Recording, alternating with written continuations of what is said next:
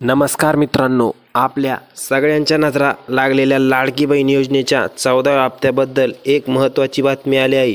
August महिन्यात हा हप्ता येईल की नाही आणि जर येईल तर कधी येईल, चला सविस्तर जाणून घेऊया. महाराष्ट्र सरकारच्या लाडकी बहीण योजनेअंतर्गत 14 हप्ता म्हणजे 14वा हप्ता ऑगस्टमध्ये येणार नाही अशी माहिती समोर आली आहे. यामागचं प्रमुख कारण म्हणजे सध्या अपात्र झालेल्या लाभार्थींची व्हेरिफिकेशन प्रक्रिया सुरू आहे. ही व्हेरिफिकेशन अंगणवाडी सेविकांमार्फत केले जात आहे. काही लाभार्थींचे फॉर्म अपात्र दाखवले गेले पण प्रत्यक्षात त्या पात्र आहेत. अशा प्रकरणाचं सुद्धा पुनर्परीक्षण सुरू आहे. चला तर आपण व्हेरिफिकेशनमध्ये कोणत्या बाबींवर लक्ष केंद्रित केलं जातं ते पाहूया. पहिलं म्हणजे लाभार्थींचं वय. लाभार्थींचं वय हे 21पेक्षा जास्त आणि 60 वर्षापेक्षा कमी असले पाहिजे.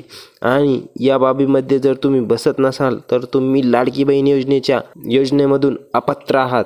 कुटुंबाची आर्थिक स्थिती म्हणजे तुमचे उत्पन्न 2.5 लाखापेक्षा कमी असले पाहिजे. कौटुंबिक वार्षिक उत्पन्न आणि राहण्याचं ठिकाण म्हणजे तुम्ही महाराष्ट्रातील रहिवासी असले पाहिजे. जर तुम्ही महाराष्ट्रातील रहिवासी नसाल तर तुम्ही या योजनेसाठी अपात्र आहात. आणि जे तुम्ही फॉर्म भरतावेळी कागदपत्र अपलोड केले होते ते सर्व कागदपत्रांचे आता पुनर्परीक्षण होणार आहे. यावर लक्ष दिलं जात आहे. ही प्रक्रिया पूर्ण होईपर्यंत पुढचा हप्ता रिलीज होणार नाही. ही बाब लक्षात घ्या. ज्यांचे फॉर्म अपात्र दाखवले गेले पण त्या पात्र आहेत त्यांना जून आणि जुलै महिन्याचा हप्ता अद्यापही मिळालेला नाही. हा प्रश्न सरकार आधी मार्गी लावणार आहे. म्हणजे एकदा व्हेरिफिकेशन पूर्ण झालं की या लाभार्थींना जून आणि जुलैचा हप्ता एकत्र मिळण्याची शक्यता आहे. तर 14वा हप्ता ऑगस्टमध्ये येण्याऐवजी सप्टेंबरमध्ये मिळण्याची दाट शक्यता आहे. म्हणजेच लाभार्थींना थोडा संयम ठेवावा लागणार आहे. पण एकदा व्हेरिफिकेशन पूर्ण झाल्यावर त्यांना हप्ता नक्की मिळेल.